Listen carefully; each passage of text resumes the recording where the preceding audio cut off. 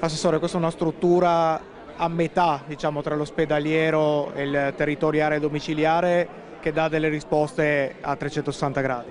Sì, oggi qui si realizza la prima delle strutture nel nostro territorio regionale, cosiddette sono state chiamate SUAP, che sono delle strutture intermedie che devono ospitare le persone che hanno avuto gravi cerebrolesioni acquisite in questo caso. Sono pazienti in stato di minima coscienza che vanno presi in carico in modo globale e non soltanto dal punto di vista sanitario. Sono pazienti che hanno i loro familiari che li seguono costantemente, quindi familiari che costantemente vivono in queste strutture e che hanno bisogno di una assistenza, di una presa in carico complessiva, con un team multiprofessionale, medici, infermieri, ma fisioterapisti, psicologi, e credo che qui oggi si sia realizzato un percorso di altissima qualità.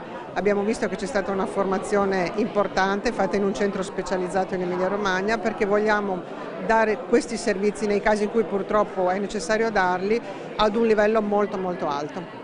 Interventi che peraltro sono stati fatti anche in tempi molto rapidi. Sì, devo dire complimenti all'organizzazione, alla direzione che in tempi molto brevi è riuscita a realizzare questa cosa, peraltro sempre con la massima condivisione con le famiglie degli assistiti e con le associazioni, tenendo conto anche di quali erano le loro richieste e i loro bisogni.